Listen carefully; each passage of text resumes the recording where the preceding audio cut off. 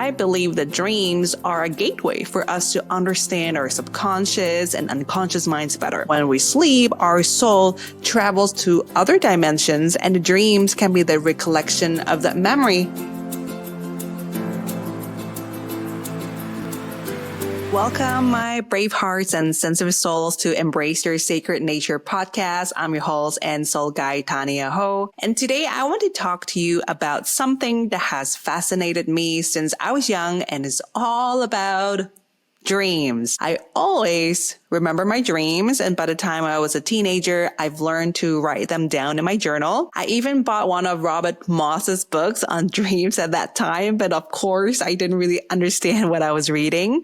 And if you don't know who Robert Moss is, he's a very famous dream teacher. He's got a lot of good books on dreams. I'll put the link of his work in the show notes below. So I'm not an expert in dreams, but my dreams have always been a way for me to understand what's going on in my inner world. And I want to share that with you today because I believe that dreams are a gateway for us to understand our subconscious and unconscious minds better. I also believe that when we sleep, our soul travels to other dimensions, and the dreams can be the recollection of that memory of what happened when our soul is traveling. Now, in dreams, sometimes I feel like I'm receiving a direct message from the universe, which is really cool. Sometimes I have intense feelings from my dream, and I see that dreams as a way to help me work through those feelings or just simply release them. Dreams also help me process my thoughts or observations the day before, and sometimes there are symbolic elements in my dreams that call for my attention, and these symbols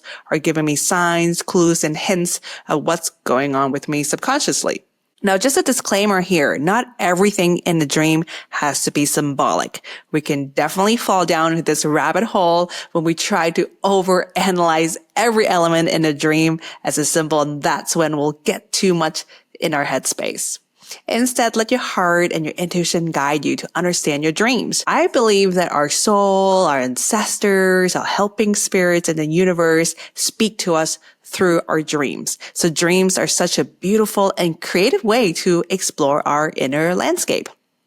So what if you don't remember your dreams now and you do want to remember them? There are many ways that can help you with that. One way I've learned is that you can set an intention before you fall asleep every night by repeating some kind of affirmation like, I can remember my dreams are important to me, and just see how it unfolds. Make sure to have a journal close to your bed so when you wake up first thing in the morning, you can write your dreams down, or else your dreams will fade away very quickly.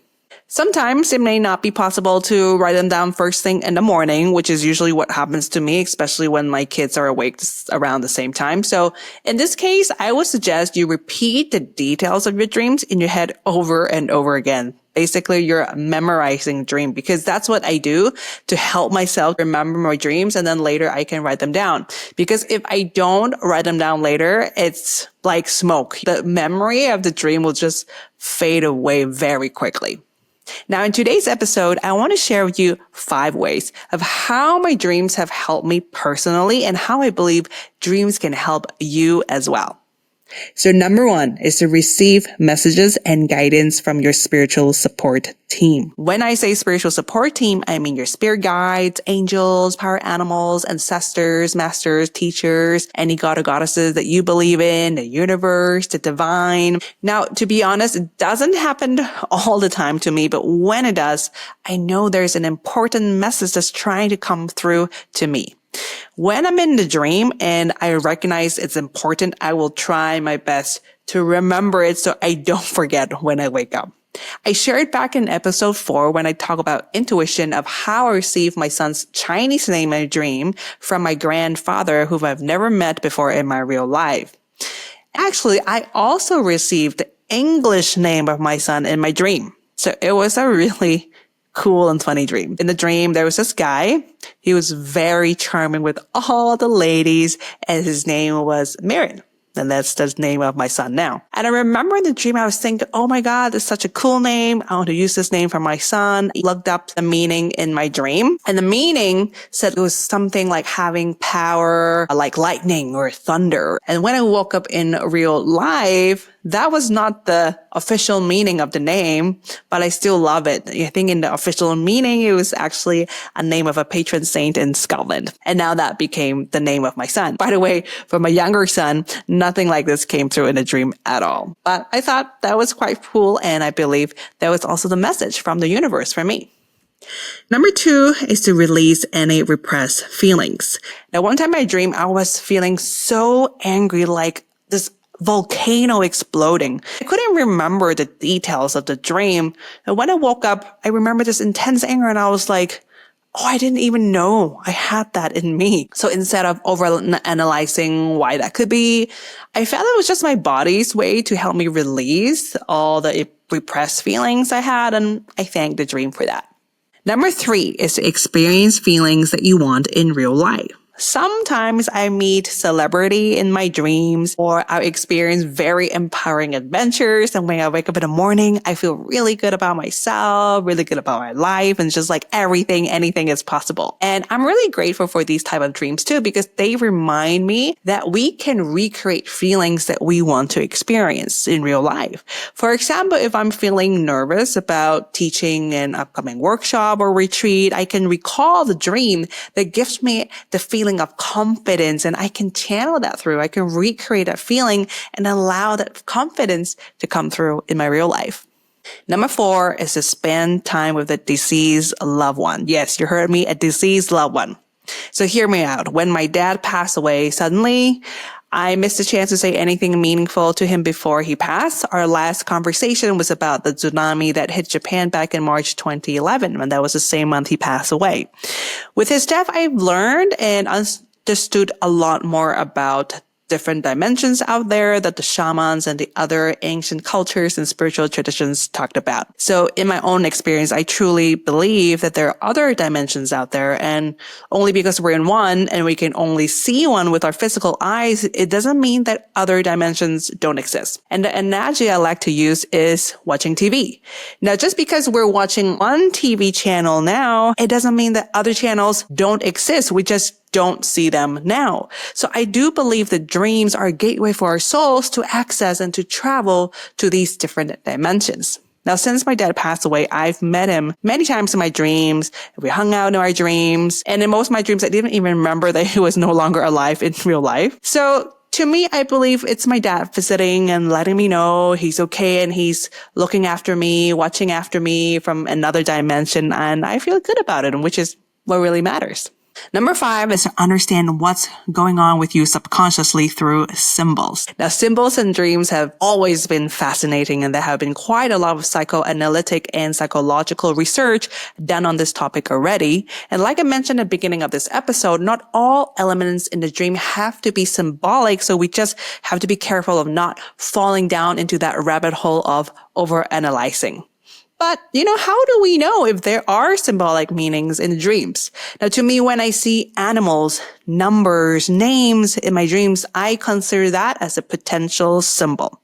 And also when something extraordinary happens in a dream, like being bitten by a snake or being chased by something, flying, losing my voice, bleeding, reconciling with someone, asking for forgiveness, seeking protection, or like meeting a spiritual leader, for example, these can all have symbolic meanings to show at what's going on in our inner world. So I want to give you an example of my dream recently that I feel has symbolic meanings. In this dream, I was walking past a small pond with my dog, and there was a green snake inside the pond, and it chased me down and bit me on my right foot. And then I caught the green snake by its neck, and it bit me on my right hand again.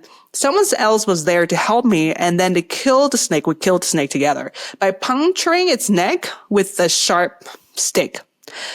I wasn't feeling too scared in the dream because I knew the snake was not poisonous. And then my friend and I went to this hospital to help dress my wound, and I met these 2 ladies by this ambulance counter. I know in real life it doesn't exist, but it exists in a dream. An ambulance counter that has the number 1167.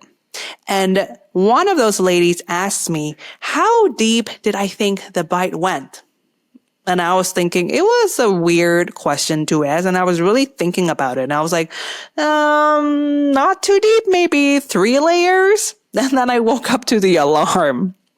So how do I interpret this dream? Well, first of all, when we interpret any dream, it's important to consider your feelings when you were in the dream. So were you feeling scared, afraid when something happened, or were you feeling something else like joy, love, feeling the feeling of romance and feeling really sweet? How did I feel about the snake? So to me, the snake wasn't something scary. In fact, for me, snake is a symbol of healing and transformation.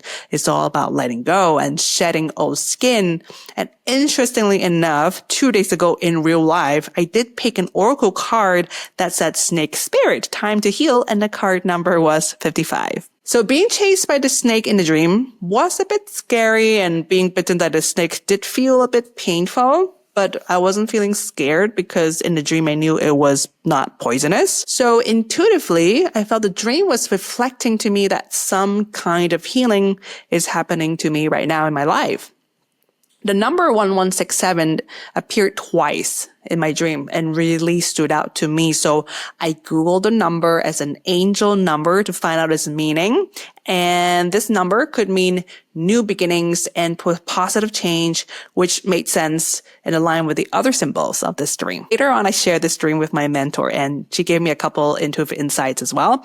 Like she said, she felt that the people sitting by the information counter were my spirit guides. And then she offered me to try something very interesting, which is to ask ChatGPT for the dream interpretation. Now, she said she tried it before and it really blew her mind. And at first I wasn't really sure, but after reading the dream interpretation from ChatGPT, I have to say it's pretty good. It said that I was facing some kind of emotional wounds from the past, which is represented by the snake bite. But I was reacting with calmness and resilience. And that means I'm already confronting this wound. I'm already receiving help from this wound. I'm already healing. So even though there's more healing work to be done, I'm already in the process. So to interpret your own dreams, you can start with elements in the dreams that have meaning to you, like that you feel like they are symbols. Then you can check in with your own intuition, your feelings and your emotions, and how you personally understand and relate to these symbols. Like in my example,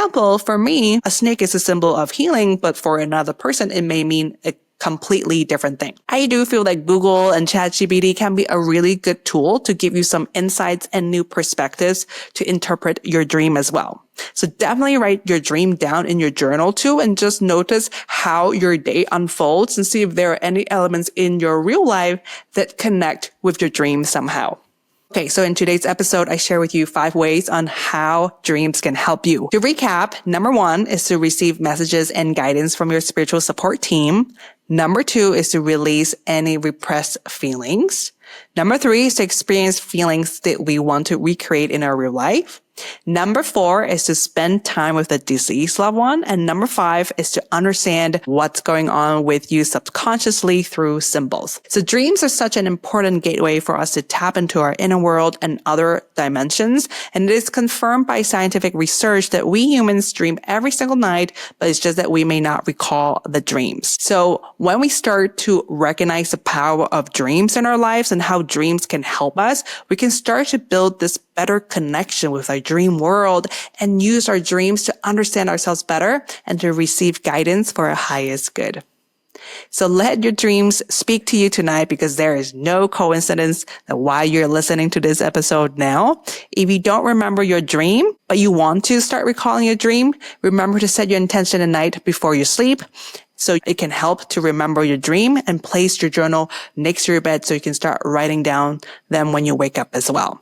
I find that going to a retreat in a place of nature can help us remember our dreams more clearly as well. I have a lot of guests coming here to Museflower Retreat and Spa, and they share with me that they have all these crazy dreams while they're here, or they never had dreams before, but when they came here, they started to remember their dreams. And feel free to let me know in your comments how your dreams have helped you somehow. I'd love to know. So thank you for tuning into another episode of Embrace Your Sacred Nature podcast. I'm so grateful for your time. If you're feeling called to go for a retreat in a place of nature, here at Museflower Retreat and Spa, we offer two main retreat programs. One is our yoga retreat and the other one is our spa getaway. And we have them for 3 nights, 5 nights, or 7 nights. You can also just come here and stay here just like a regular guest. And we have rates for guests who want to stay for just 1 night up to, 8 nights or even longer. All our room rates are inclusive of free lacto-ovo vegetarian meals. And at Museflower Retreat and Spa, all our offerings are focused on nourishing your body, mind, heart, and soul so you can leave Museflower feeling recharged and re-energized. We're often called a second home from a repeater guest because of our amazing team here. Staff is here to make sure you have a comfortable and cozy stay, but we also will leave you as much space and privacy as you need to honor your healing journey. And we're very down to earth here. There's no pretentiousness, no hefty price tags, and no service charge. And of course, being in the countryside of Chiang Rai, Thailand, you can enjoy the serenity and the peace in nature and feel restored and rested from nature itself. So if you're interested to discover more about our retreat programs, you can visit our website at www.museflowerretreat.com.